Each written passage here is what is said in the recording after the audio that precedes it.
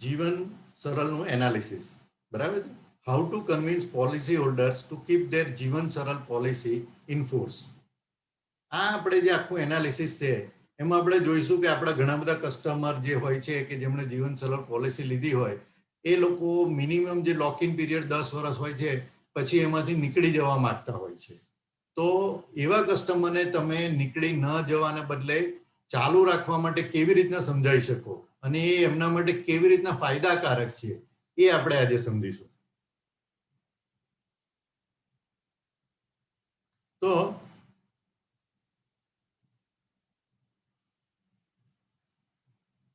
જીવન Saral surrender analysis, right?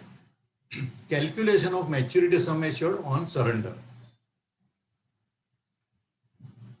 Applicable maturity sum assured for surrender of policy is the MSA corresponding to the term for which premiums have been paid under the policy as per agent entry of the policy holder. If the premiums have been paid for a fraction of the year, then MSA shall be worked out by way of the mathematical interpolation. એટલે જ્યારે જીવન સરળ policy હોય એમાં policy લીધી હોય ત્યારે maturity સમ assured દર્શાવવામાં આવે છે. અત્યારે જે બીજી પોલિસીમાં આપણે જેમ સમ એશ્યોર્ડ દર્શાવીએ છીએ એમ તે વખતે મેચ્યુરિટી સમ એશ્યોર્ડ દર્શાવવામાં આવતો હતો. તો આ મેચ્યુરિટી સમ એશ્યોર્ડ જે દર્શાવવામાં આવે છે એ પૂરી ટર્મનો દર્શાવવામાં આવે છે. સપોઝ કોઈ પોલિસી 35 વર્ષની લીધી હોય, જે પોલિસી બોન્ડમાં લખેલું હશે મેચ્યુરિટી સમ એશ્યોર્ડ, એ 35મા વર્ષે પોલિસી મેચ્યોર થાય ત્યારે કેટલો સમ એશ્યોર્ડ ગણવાનો એનું લખેલું છે. પણ એ વ્યક્તિ જો 10મા વર્ષે એ પોલિસી સરેન્ડર કરવા માંગે તો પ્રોપોર્શનેટલી એનો મેચ્યુરિટી સમ એશ્યોર્ડ છે એ રિડ્યુસ થઈ જશે. If the date of the surrender is less than date of the FUP, then the applicable MSA will be discounted for the period from the date of the FUT to the date of the surrender policy. એટલે જે મેં કીધું એ જ વસ્તુ છે, બરાબર? If the surrender is more than the date of the FUT, then applicable MSA will be accumulated for the period from the date of the FUP to date of the surrender. એટલે ઘણી વખત એવું બને છે કે કોઈ કસ્ટમરે policy બંધ કરી દીધી હોય અને સરેન્ડર તરત નથી લેતા, પણ સરેન્ડર 2 વર્ષ પછી લે છે.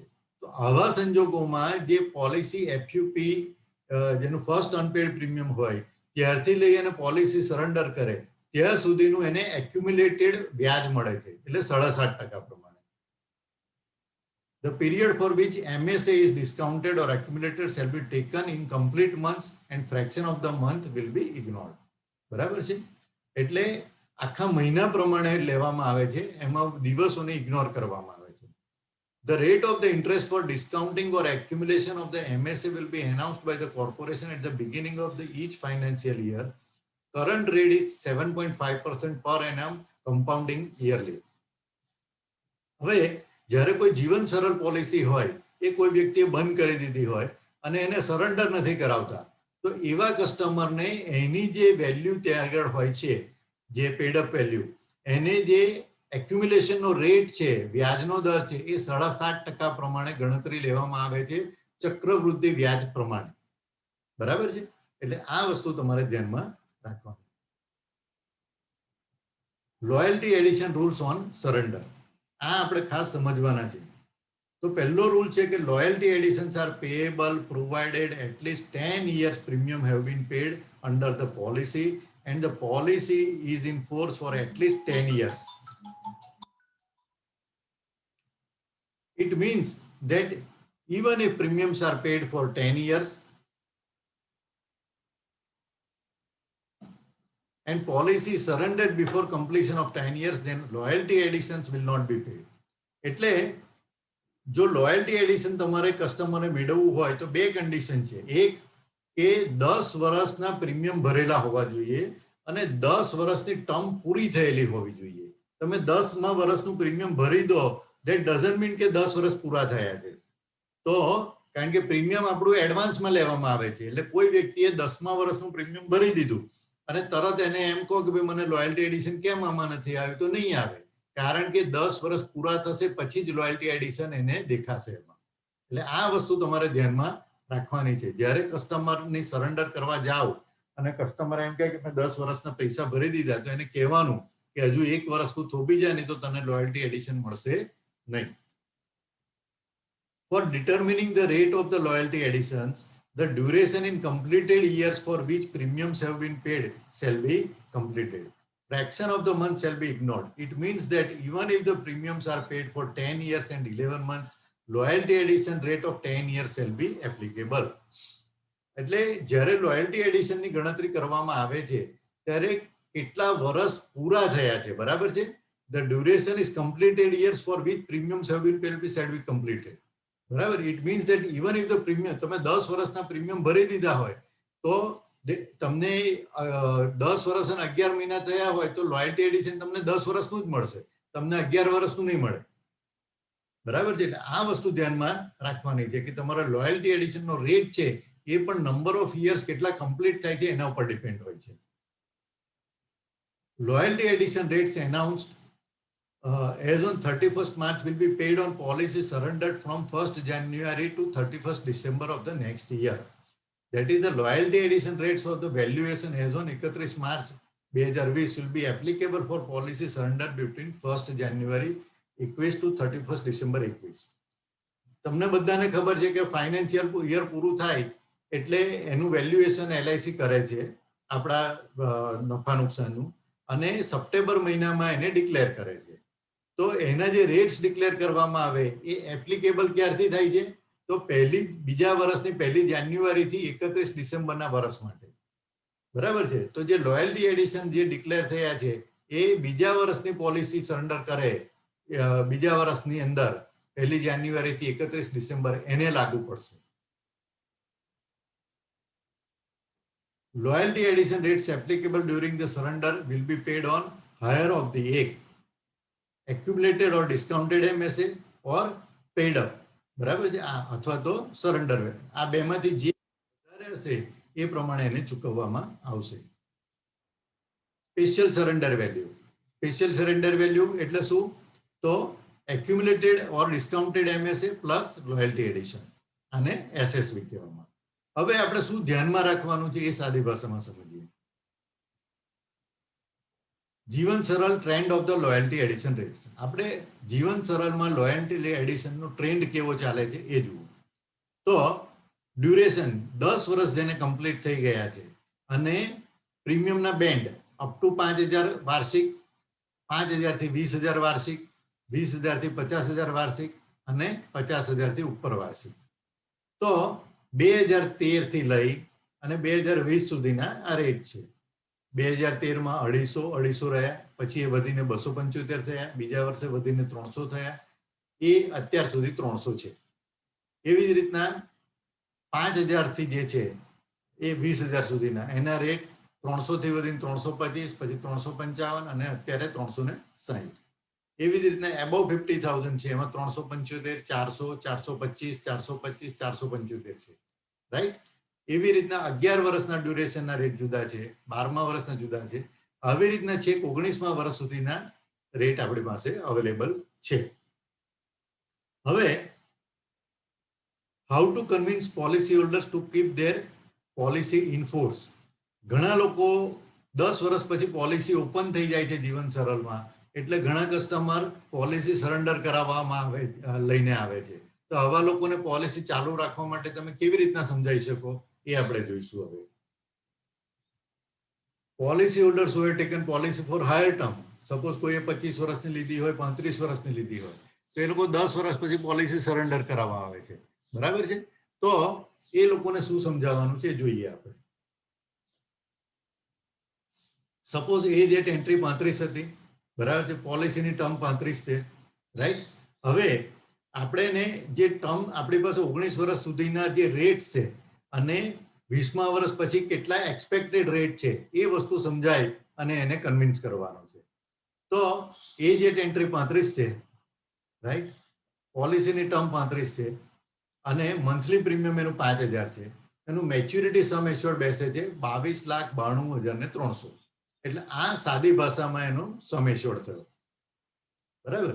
હવે SSV as per declared loyalty addition rates and 31/3/2020 જે loyalty addition rate થયા એના પ્રમાણે એની સરેન્ડર વેલ્યુ કેટલી થાય?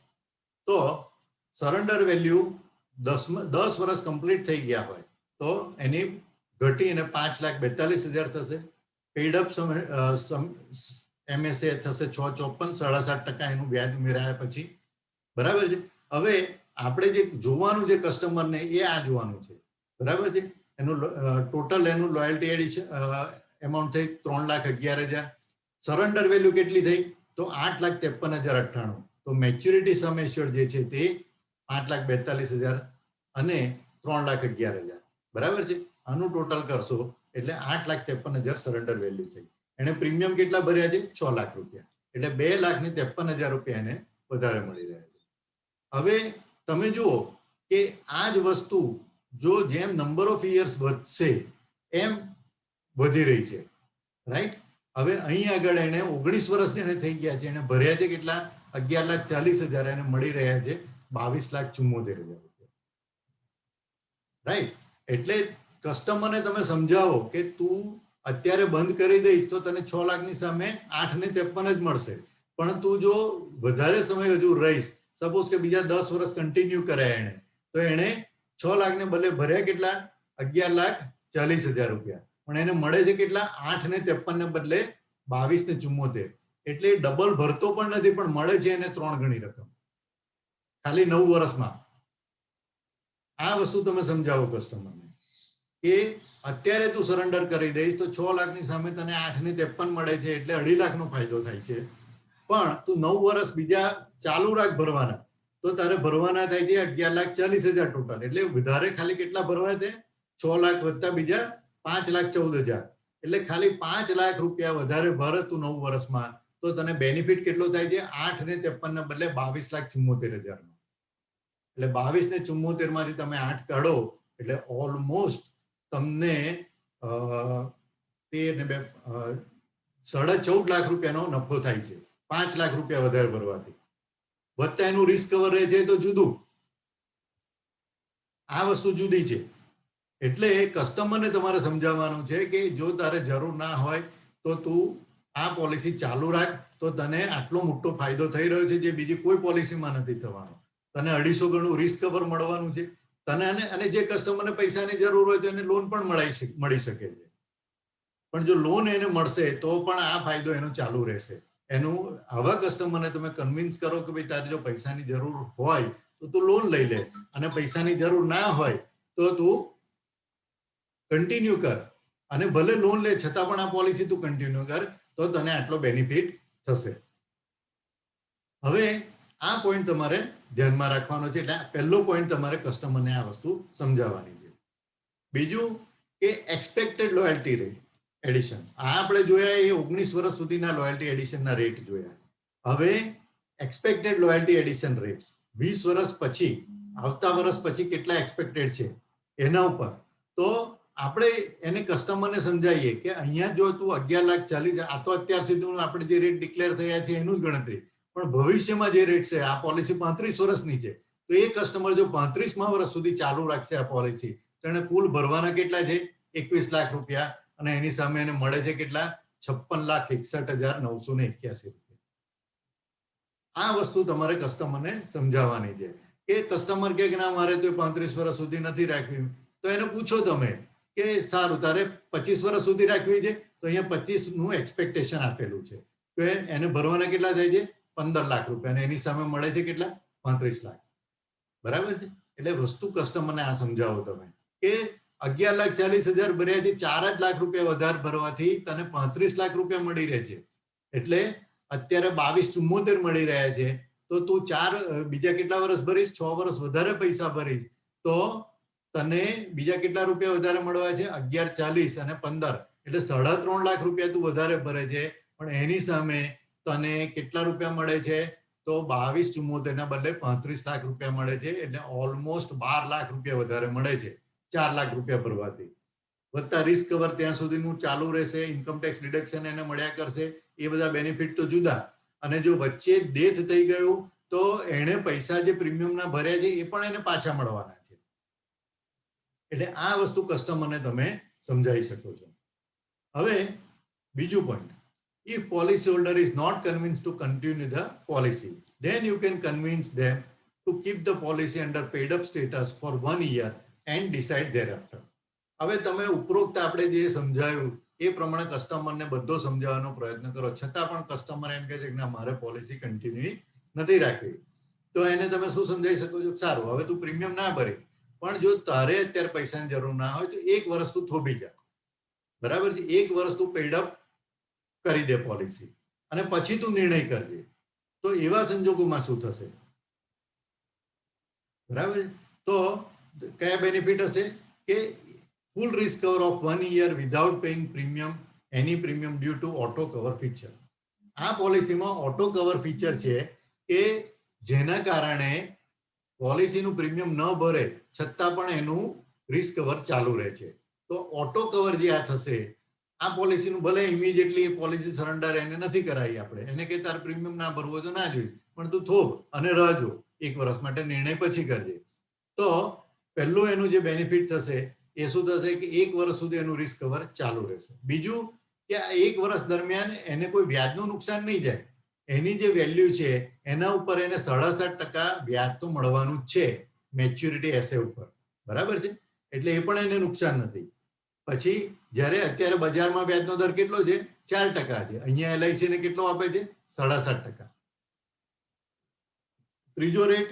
ત્રીજો બેનિફિટ કે if loyalty rates increases then they will be more benefited.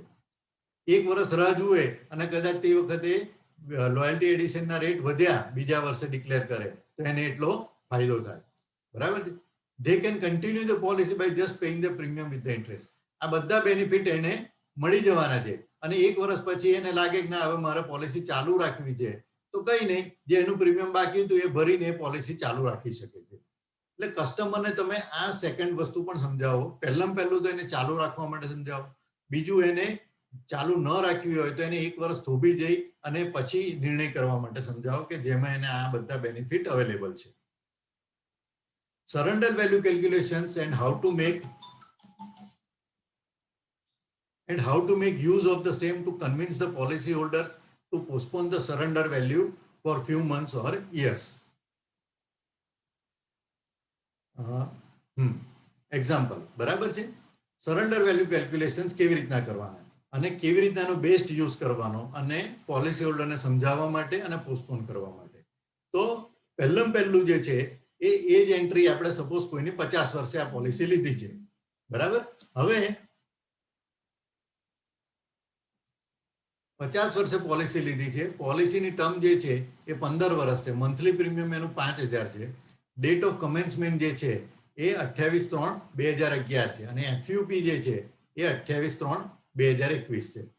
હવે સિચ્યુએશન શું પહેલી એ કન્સિડર કરી. If the date of the surrender is before FUP, એટલે એફયુપી એની હવે નેક્સ્ટ પ્રીમિયમ ભરવાનું ક્યારે છે? તો 28/3/2021 ભરવાનું છે. હવે એને પોલિસી લીધી છે 28/3/2011, બરાબર છે? હવે અને આજની 20 જાન્યુઆરી એ વ્યક્તિ એમ કહે છે કે મારે પોલિસી સરેન્ડર કરવી છે, તો in above case loyalty additions are not payable, કારણ કે 10 વર્ષ એના પૂરા થયા નથી. પ્રીમિયમ એને ભલે 10 વર્ષના ભરી દીધા, પણ 10 યર કમ્પ્લીટ થયા નથી, એટલે લોયલ્ટી એડિશન એને મળવા પાત્ર નથી. એટલે આવા સંજોગોમાં તમે એને કહી શકો કે ભાઈ તું 2 મહિના થોભી જા, તો તને લોયલ્ટી એડિશનનું આમાં એડિશન થઈ જશે, બરાબર? હવે જો એ ના માને અને છતાં બી એ એમ કે 20 જાન્યુઆરી 21 કે ના મારે તો આ પોલિસી સરેન્ડર જ કરી દેવી છે અને મારે ઉઠાઈ લેવા છે પૈસા, તો એવા સંજોગોમાં એને શું મળવા પાત્ર છે એ આપણે જોઈએ.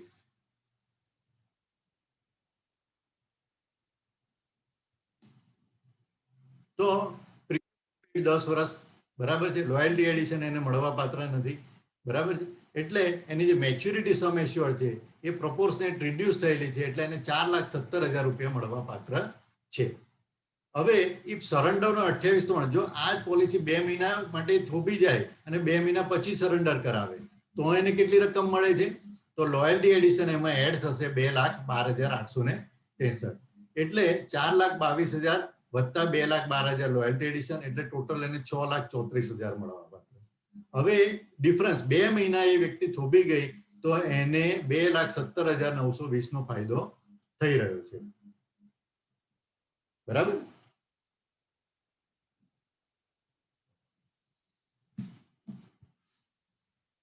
હવે if date of surrender is after FUP, બરાબર છે. હવે સપોઝ કે આ જે એને સરેન્ડર કરવાની ડેટ 25/8 છે, તો એને તમે શું કેવી રીતના કન્વિન્સ કરે? You can tell policy holder to wait for loyalty rates to be declared on 31 March 2021. બરાબર છે. હવે 8મા મહિનામાં છે, તો એને તમે કહો કે ભાઈ હવે તું અત્યારે કરે છે એના કરતા બીજા 4 ને 3 7 મહિના થોભી જા. નેક્સ્ટ યરના જે બોનસના રેટ છે 31 માર્ચના એ ડિક્લેર થઈ જવા દે, ત્યાર પછી તું નક્કી કર, તો તને ફાયદો થશે. બરાબર છે. હવે surrender value payable if surrender એ ના માને અને કંઈક ના મારે સરેન્ડર જ કરી દેવી છે 25/8, બરાબર છે, તો એને કેટલી મળે છે સરેન્ડર વેલ્યુ? તો 6,45,000 રૂપિયા. બરાબર છે. હવે સંજોગો વસાદે વેઇટ કરે અને લોયલ્ટી એડિશનના રેટ્સ વધી જાય, બરાબર છે, જે ટ્રેન્ડ છે એ પ્રમાણે, તો એને કેટલા થાય એ જોઈએ. તો એને 661 રૂપિયા મળે છે, એટલે 15,000 રૂપિયાનો ફાયદો થાય છે. કેટલા મહિના માટે થોભી જવાથી? 7 મહિના થોભી જવાથી. આ રીતના આ benefit you can even tell them to keep the policy under paid up condition for 2 more years and take the call of reviving the same after that. બરાબર છે.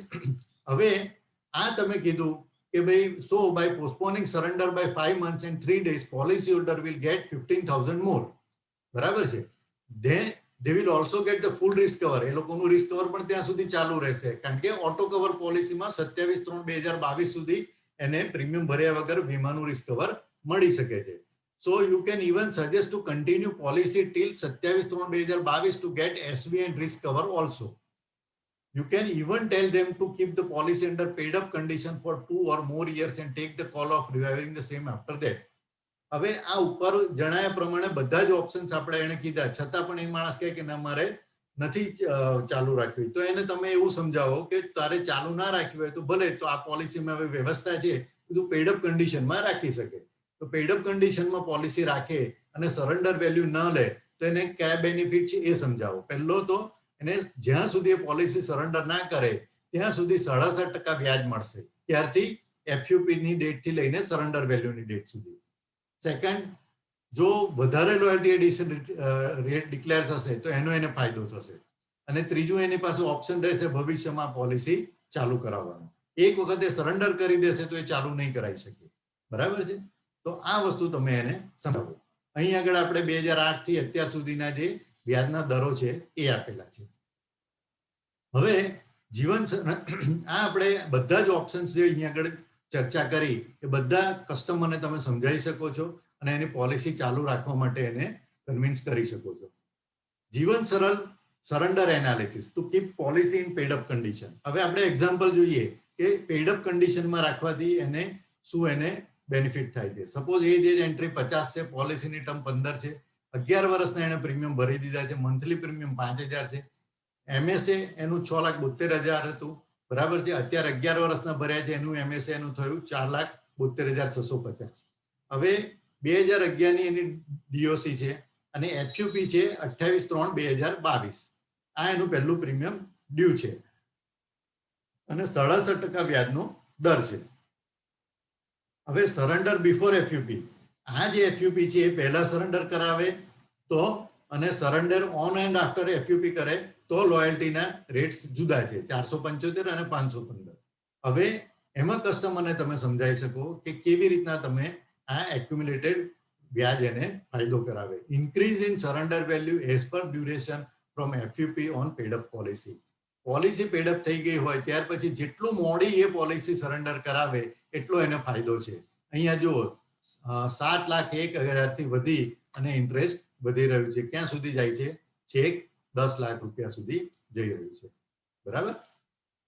એટલે આ રીતના તમે કસ્ટમરને સમજાવો કે મેક્સિમમ ભલે પહેલું ચાલુ રાખવી જોઈએ. બીજું, એ પોલિસી ચાલુ ના રાખે તો એને તમે સમજાવો કે પોલિસી પેડ અપ કન્ડિશનમાં તું રાખ. બરાબર છે. તો પેડ અપ કન્ડિશનમાં રાખવાથી પણ એને કયા કયા ફાયદા છે એ પણ તમે સમજાવી શકો છો આ એક્ઝામ્પલથી. આ અત્યારે સ્ક્રીન ઉપર છે એ એક્યુમ્યુલેશન એન્ડ ડિસ્કાઉન્ટિંગ ફેક્ટર છે. 67% પ્રમાણે ખાતામાં કેટલા પૈસા જમા થાય એના. અને આ જે છે મેચ્યુરિટી સમ એશ્યોર્ડ પર 100 ઓફ મંથલી પ્રીમિયમ પ્રમાણે એના MSA કેવી રીતના નક્કી થાય છે એનો ચાર્ટ છે. આ જે આખું એનાલિસિસ છે એ એનાલિસિસ તમે કસ્ટમરને સમજાવશો. સૌથી પહેલા તો તમારે સમજવાની જરૂર છે અને એ સમજ્યા પછી કસ્ટમરને જો તમે સમજાવશો તો 100% લગભગ 99.99% લોકો એમની પોલિસી ચાલુ રાખશે અને તમારું રિન્યુઅલ કમિશન ચાલુ રહેશે.